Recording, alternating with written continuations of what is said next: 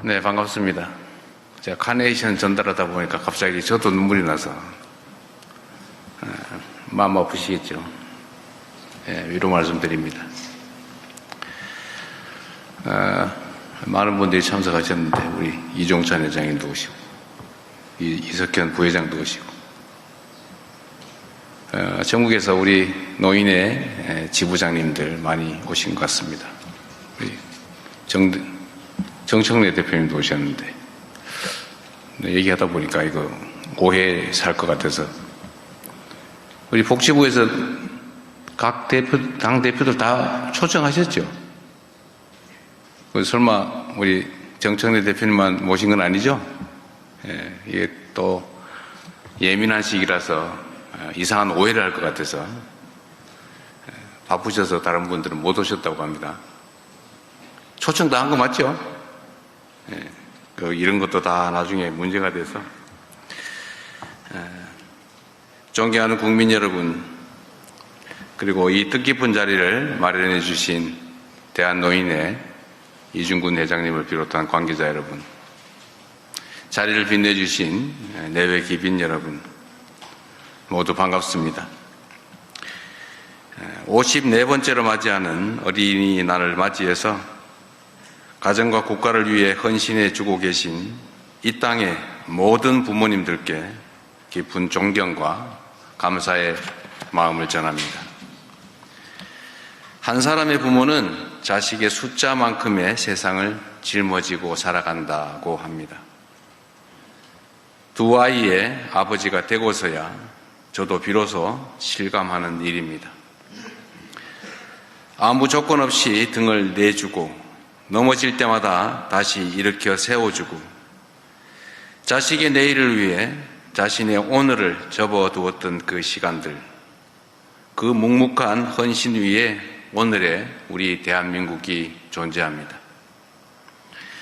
사랑하는 내 자식들에게 지금보다 더 나은 세상을 물려주고자 했던 그 간절한 마음은 이 나라의 뿌리이자 번영과 성장의 원동력이었음을 잘 압니다. 한 아이를 키우려면 온 마을이 필요하다라는 말이 있습니다. 그렇기 때문에 모든 부모는 국가와 공동체가 져야 할 무거운 책임을 대신 짊어지고 계신 분들이기도 합니다. 그 짐을 조금씩 덜어드릴수록 우리 부모님들의 어깨가 가벼워질수록 대한민국이 진정한 선진국을 향해 한 발씩 성큼성큼 나아갈 수 있을 것입니다. 한 아이의 탄생과 돌봄이 온전한 기쁨으로 꽃피워질 수 있어야 합니다. 한평생을 헌신한 어머님, 아버님들이 걱정 없이 행복한 노후를 누릴 수 있게 해야 합니다. 자녀를 키우는 일이 부모에게 부담이 되지 않고 부모를 부양하는 일이 자녀에게 부담이 되지 않는 그런 나라여야 모두가 내일의 삶을 긍정하며 더 나은 미래를 꿈꿀 수 있을 것입니다. 우리 국민주권정부는 지역사회 통합돌봄, 치매 안심재산 관리 서비스, 역대 최대 규모인 115만 개의 노인 일자리, 불합리한 연금제도 개선 등 건강하고 활기찬 노후를 보장할 제도적 방안들을 열심히 마련하고 있습니다. 앞으로 부모님들의 삶을 더욱 세심하고 살뜰하게 보살피며 실질적인 제도와 지원을 거듭 확대해 나갈 것입니다. 부모의 일방적 희생에 기대는 사회가 아니라 국가와 공동체가 모두 함께 책임지는 국민 모두가 행복한 나라를 향해 나아가겠습니다. 그것이 우리네 어머님, 아버님들의 노고에 보답할 최고의 효도라고 믿습니다. 여러분, 그동안 전하지 못한 따뜻한 마음을 나누어야 할 어버이날입니다.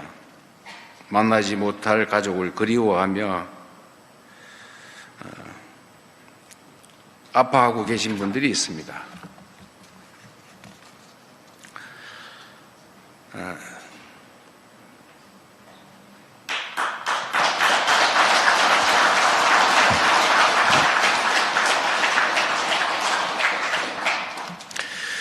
오늘 이 자리에 국민의 생명을 지키다 우리 곁을 떠난 순직 공무원들의 부모님들께서 함께하고 계십니다.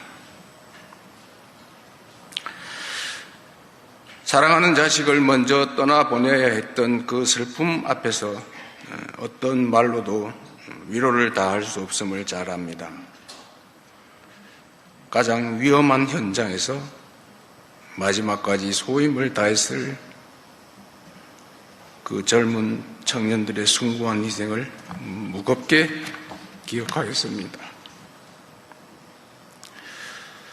국가가 자식된 도리와 책임을 다하고 끝까지 곁을 지키겠다는 의지를 담아 오늘 유가족 여러분께 카네이션을 달아드렸습니다. 다시 한번 뜨거운 위로와 격려의 박수를 부탁드립니다.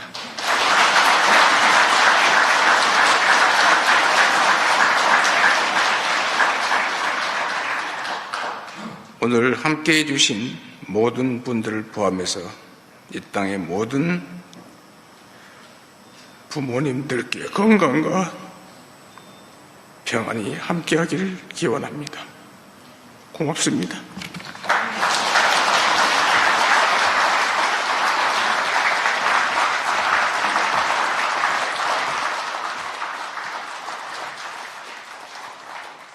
네. 대통령님께서도 헌신하신 부모님의 자녀로서의 삶을 살아왔고 또 당신께서도 자녀를 키우는 부모의 마음을 가지고 계시기 때문에 오늘 이 자리에서 또 아까 카네이션을 달아주시면서 아주 큰 공감을 하시고 그 마음의 위로를 하고 싶은 마음이 크셨던 것 같습니다. 여러분 다시 한번 뜨거운 박수 부탁드립니다.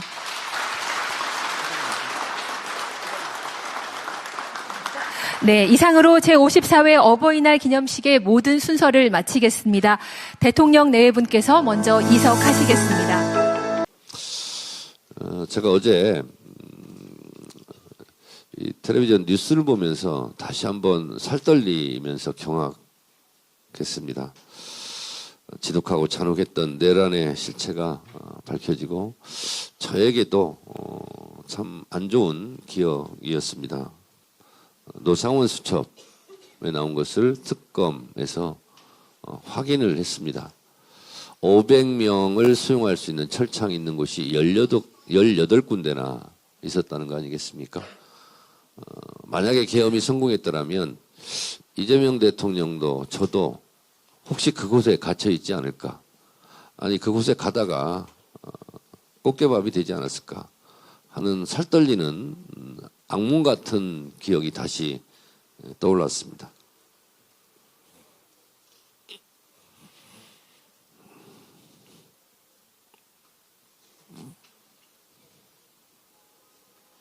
아유, 노상원은 이른바 노상원 수첩에 이재명 대통령과 저 정청래, 우원식, 김명수, 권순일 이런 사람들을 죽이려 했습니다. 연평도로 격리하고 이러면 안 되는데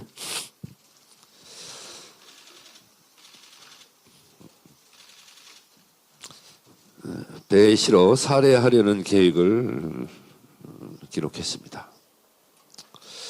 그런데 최근 특검이 정말 수첩에 적힌 대로 연평부대 지하 갱도에 500명을 수용할 수 있는 16곳의 철창 그래픽을 보면서 저도 저지만 진짜 이것을 우리가 막아내지 못했다면 처절한 참극이 벌어졌을 수도 있겠다 이런 생각이 들었고 또 이렇게 특검에서 확인했음에도 불구하고 지기현 판사가 마치 계엄이 하루 이틀 전에 기획되고 우발적인 것처럼 이렇게 재판한 것을 보면서 참으로 야속하고 원망스러웠습니다. 그 수첩에 적혔던 사람들이 실제로 그 연평도로 가는 배에서 바닷물에 던져졌거나 연평도 최창살이 있는 그 감옥에 갇혀 있었다면 정말 격리된 곳에서 지도새도 모르게 고통스럽게 죽어가지 않았을까 그런 생각을 좀 했습니다. 저에게도 그게 하루하루 시간이 지날수록 그런 기사를 보면 여러 가지 생각이 좀 많이 들고 저만 다행이다라고 한숨을 쉬면서도 좀 마음이 너무 안 좋습니다. 아마 저뿐만 아니라 그 수첩에 적혀 있던 그 앞자리든 뒷자리든 뭐 중간 자리든 어쨌든 그 수첩에 적혀 있는 사람들이 생각할 때 어제 그런 뉴스를 보면 저와 같은 생각이 들지 않을까 그런 생각이 듭니다. 진짜 치가 떨리고 분노가 치밀어 오릅니다. 한덕수 전 국무총리가 어제 2심에서 8년이나 감형되었습니다. 15년을 선고받았는데요. 50년 뭐 공직 생활을 봉사했다는 것이 감형 사유가 될 수 있겠습니까? 오히려 가중처벌돼야 되는 거 아니겠습니까? 50년 넘게 공무원을 했다는 것은 국민의 세금으로 먹고 살았다는 거 아니겠습니까? 그리고 이런 비상계엄을 하면 더 안 된다는 것을 어느 누구보다도 더 잘 알았을 거 아니겠습니까? 국무총리를 했다면 국무회의 절차나 여러 가지 계엄에 필요한 조건들을 생각해서 가장 적극적으로 가장 강하게 말렸어야 되는 인물 아닙니까? 근데 가중처벌을 해도 모자랄 판에 감형을 합니까? 참 대한민국 조희대 사법부 정말 문제가 많습니다. 그나마 다행인 것은 비상계엄이 내란이었다, 내란이 맞다 하고 확인해준 재판은 그나마 의미가 있었습니다. 한덕수가 내란 중요임무 종사자라는 사실이 판결로서 확인됐으니 이제 국민의힘 그동안 주장했던 비상계엄이 내란이냐 하고 계속 억지 주장을 폈던 거에 대해서 이제는 인정하고 그 부분에 대해서 다시 한번 촉구합니다만 국민의힘 전체 뭐 당원들이 다 못하면 국회의원이라도 국회에 모여서 대국민 사과 석고 대죄하시기 바랍니다. 어제 국회 본회의에서 6개 정당이 공동 발의한 개헌안이 올라갔으나 국민의힘의 비겁한 불출석으로 투표 불성립이 되었습니다. 참으로 안타까운 일입니다. 좀 있으면 5.18에 갈 텐데 가서 뭐라고 얘기하겠습니까? 국민의힘 제발 있죠. 내용은 뭐 크게 반대하지는 아니라 뭐 절속이나 어쩌다 하면 그것도 비겁한 일입니다. 차라리 그냥 반대한다 얘기하세요. 헌법 전문에 5.18 민주화운동 정신을 넣는 것을 우리는 반대한다 차라리 얘기하세요. 광주에 가면 사탕발림으로 그거 하겠습니다 해놓고 정작 하려고 하면 이렇게 안 하고 이러지 마십시오.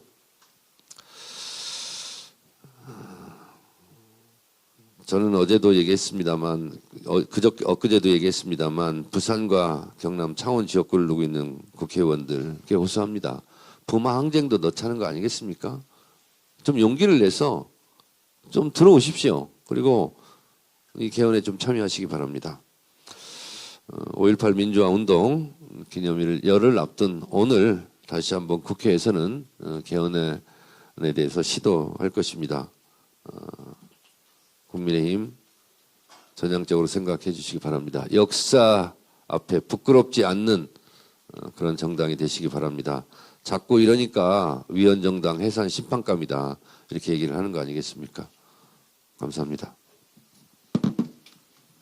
예, 노상원 수첩의 실체를 말씀하시다가 대표님께 울컥하셨는데 힘내시라고 박수 한번 주시기 부탁드립니다. 예.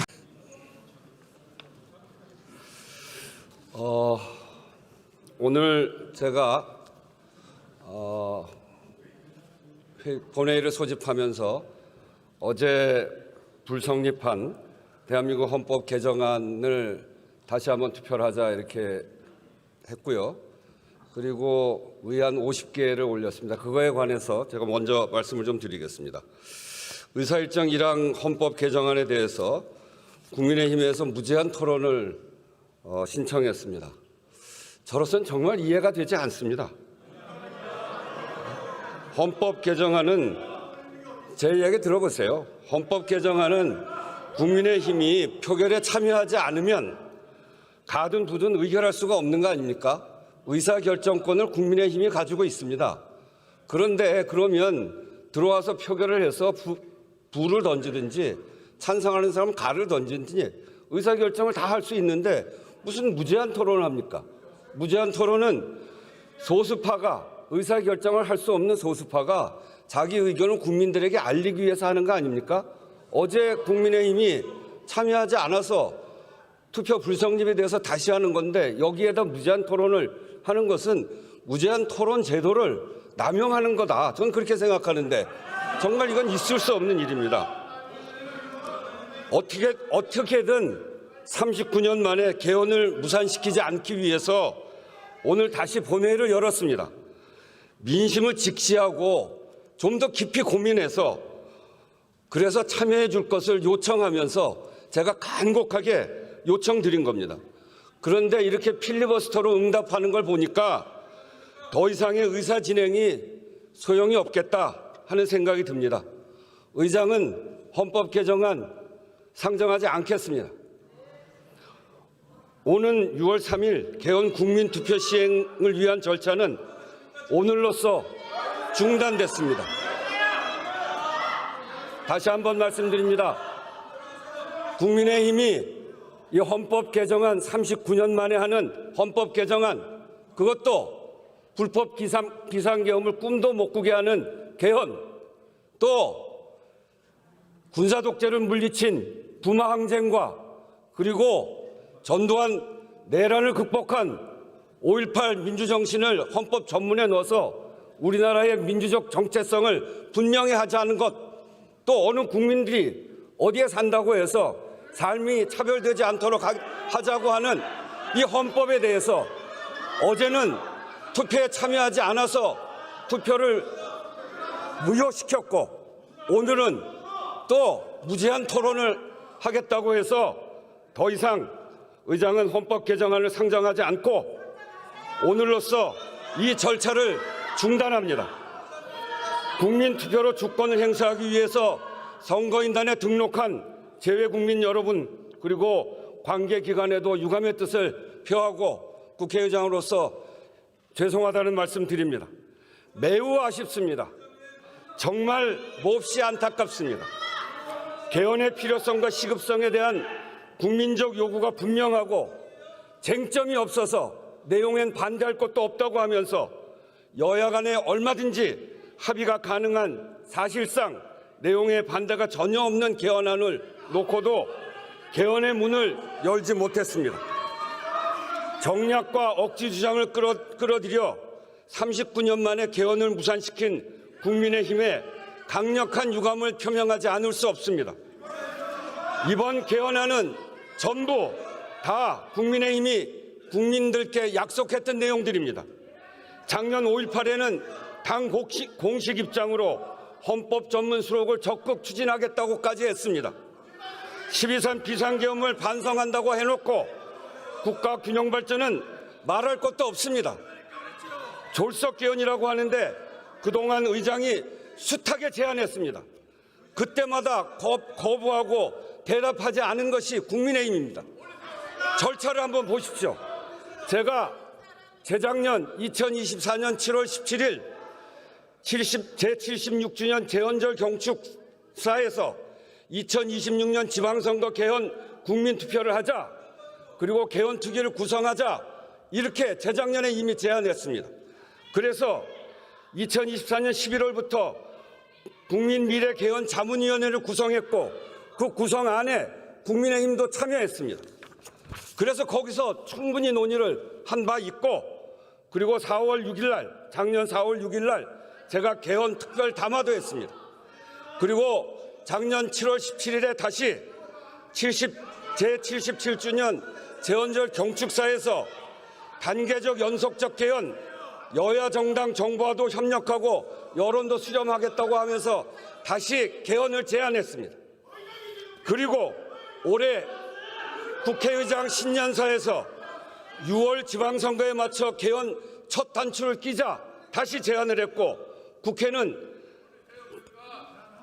올해 2월 22일 헌법 개정 관련해서 대국민 설문조사를 1만 2천 명을 향해서 했고, 그런 결과도 발표했습니다. 그리고 올해 3월 1일에는 헌법 개정의 관문이라고 할 수 있는 국민투표법 개정안을 올렸을 때 그때도 반대하지 않았습니까? 무제한 토론을 하고, 그래서 국민투표법도 반대하다가 어쨌든 무제한 토론을 통해서 통과가 됐습니다. 그래서 개헌의 문이 열리기 시작한 것입니다. 제가 3월 10일 다시 제안 긴급 기자회견을 하면서 17일까지 개헌특위 구성하자고 제안했습니다. 그것도 거부했습니다. 그래서 제 정당 연석회의를 통해서 4월 3일 헌법 개정안 발의했습니다.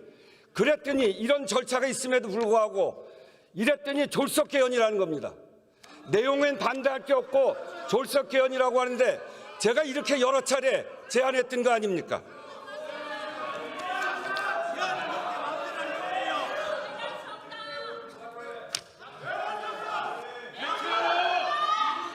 국민의힘은 가까스로 만든 개헌 기회를 걷어찼을 뿐만이 아니라 공당으로서 국민께 한 약속을 실천하는 책임도 같이 걷어찬 것입니다. 불법 계엄을 반성한다, 반대한다고 한 소리는 다 어디로 간 겁니까? 불법 계엄을 꿈도 못 꾸게 하는 개헌을 필리버스터까지 걸면서 이러고도 법원이 내란 우두머리로 무기를 선고한 윤석열 전 대통령과 절연하지 못했다는 세간의 의심과 비판에서 벗어날 수 있다고 생각합니까? 정말 묻지 않을 수 없습니다. 부끄럽고 두렵게 여기기 바랍니다. 이렇게 해서 만약에 20년, 30년 후에 이런 불법 내란이 또 벌어진다면 정말 국민의힘은 역사의 죄인이 된다라고 하는 걸 다시 한번 분명하게 말씀드립니다. 1987년 이후 시대 변화를 담아내지 못한 현행 헌법은 반드시 개정돼야 합니다. 비록 이번 기회는 놓쳤지만 출발선은 좀 더 가까워졌습니다. 헌법 불합치 판정 후 근 12년 만에 국민투표법을 개정해서 개헌의 절차적 걸림돌을 해소했고, 전부 아니면 전무였던 전면 개헌 방식 대신에 합의되는 만큼 매듭을 풀어가는 단계적 개헌에도 공감대가 만들어졌습니다. 이번 결과로 역시 개헌은 안 되는 일이라고 하는 인식이 더 굳어져서는 안 됩니다. 그 책임은 이제 국회가 다시 져야 합니다. 그동안 의장이 수차례 걸쳐 요청했지만 불발되었던 개헌특위를 후반기에는 반드시 구성하기 바랍니다. 이제 국민의힘도 이야기했습니다.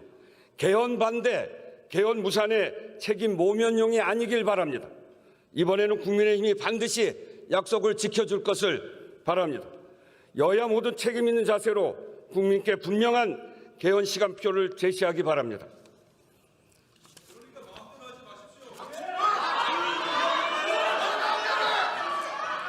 또 한 가지 더 말씀드리겠습니다. 의사일정으로 공지된 다른 50개 법안, 이 50개 법안에 대해서도 모두 무제한 토론이 신청되었습니다.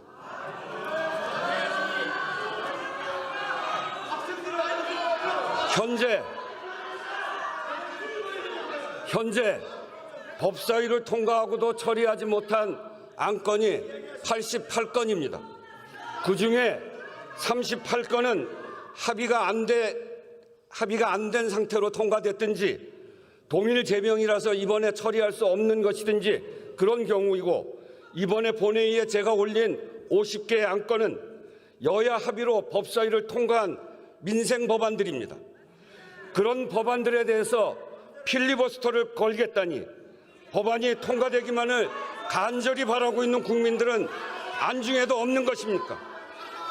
원내대표 사이에 합의되지 않는 안건이라는 이유도 가당치 않습니다. 본회의 안건을 정하는 권한이 교섭단체에 있지 않습니다. 여야 합의로 법사위를 통과한 법안들을 특별한 사유도 없이 선별적으로 본회의에 올리고 처리를 미루려는 이유가 도대체 뭡니까? 저는 납득할 수 없습니다. 국회에 본회의에 안건을 상정하는 것은 국회의장의 권한입니다. 무엇을 근거로 또 어떤 권한을 가지고 이건 하고 저건 안 되고 이렇게 할 수 있단 말입니까? 개헌안 재표결이 이유라면 더더욱 말이 안 됩니다. 표결에 불참해 투표를 성립시키는 것도 모자라서 합의한 민생 법안까지 볼모로 잡겠다고 하니 대체 무엇을 하려고 하는 것인지 지켜보는 국민들도 이해하기 어려울 것입니다. 필리버스터로 의결을 지연시킬 수는 있지만 의결 자체를 막을 수는 없습니다. 지연되는 만큼 국민의 불편, 국민의 피해만 커질 뿐입니다. 합의된 민생 법안에 대한 필리버스터는 국민들에게 목리를 부리는 것이나 다름없습니다. 어제 통과되긴 했지만 지난번 육아휴직 확대에 대한 법안이 지금처럼 미뤄지고 나서 한 워킹맘이 저에게 이런 문자를 보내왔습니다.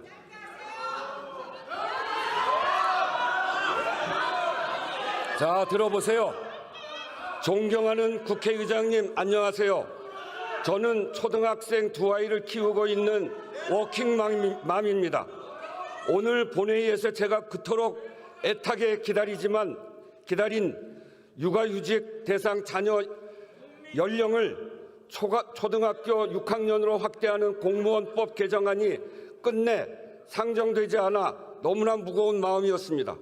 하지만 오늘 본회의 개최 시 의장님께서 법사위 안건이 240건이나 되는데 왜 일부만 상정했느냐라고 엄중히 지적하시며 다음 본회의 때는 의장 권한으로 안건을 올리겠다 단호하게 말씀을 주신 것을 듣고 다시 큰 희망을 품었습니다. 의장님, 이 육아휴직 확대 법안은 저와 같은 수많은 부모들에게 단순한 제도의 변화가 아니라 일과 가정을 포기하지 않고 지켜낼 수 있는 동화줄과 같습니다. 당장 고학년이 된 아이의 돌봄 공백이 생김으로써 매일매일 애태우며 하루빨리 법안이 통과되기만을 기다리고 있습니다. 부디 하루빨리 다음 본회의 일정을 잡아주시기를 부탁드립니다. 그리고 의장님께서 오늘 국민들 앞에서 약속해 주신 대로 본회의에서는 의장의 권한으로 적극적으로 행사하시어 미처 상정되지 못한 소중한 민생 법안들이 반드시 처리될 수 있도록 이끌어가 주시기를 눈물로 호소합니다. 이렇게 문자를 보냈어요. 왜 이거를 필리버스터를 하고 못하게 막는 것입니까?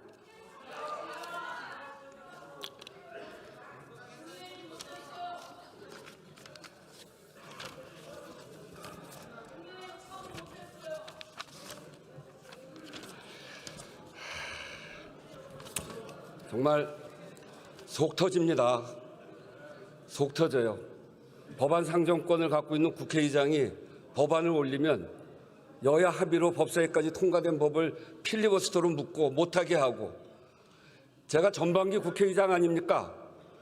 전반기 법사위가 통과시킨 건 제가 처리하고 가야 될 거 아니에요. 여야 합의로 한 건데 그걸 왜 통과시키지 못하게 필리버스터로 막습니까? 거듭 말씀드리지만 법안은 단순한 문서가 아닙니다. 국민의 삶이 들어가 있습니다. 때로는 비빌언덕, 또 때로는 위로와 용기, 희망이기도 합니다. 국민들의 삶에 필요한 법을 멈춰 세우는 것은 협상이 아니라 민생을 인질로 붙잡는 것입니다. 이런 필리버스터는 정치가 아니라 민생 인질극이라는 비판을 들어도 할 말이 없습니다. 22대 국회 전반기가 얼마 남지 않은 시점입니다. 법사위를 통과한 법안들까지는 마무리 짓자는 것이 의장의 판단이었습니다. 필요한 법안을 제때제때 처리해야 국민들 불편이 줄어든다는 상식적인 국회 운영에도 어깃장을 놓는 이 상황이 저는 정말 분통이 터지고 눈물이 나올 것 같고 정말 화가 나고 답답합니다.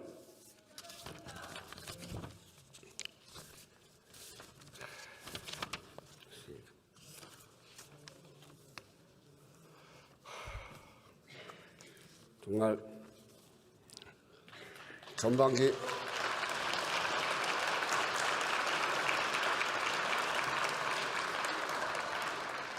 전반기 국회가 시작부터 험난했고 또 그 과정에 매우 험난한 과정들이 있었죠.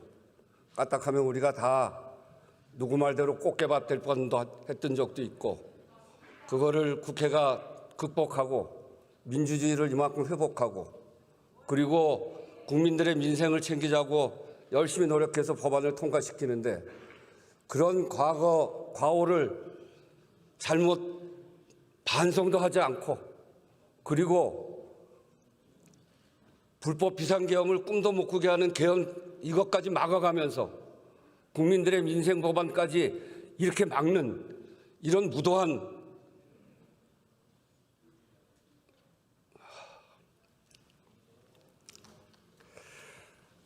국민과 국회 어디에도 아무 이득이 없는 이 무책임한 관성은 규탄받아야 마땅합니다. 오늘 법안을 상정하지 않겠습니다. 오늘 회의는 이것으로 마치겠습니다. 사내를 선포합니다.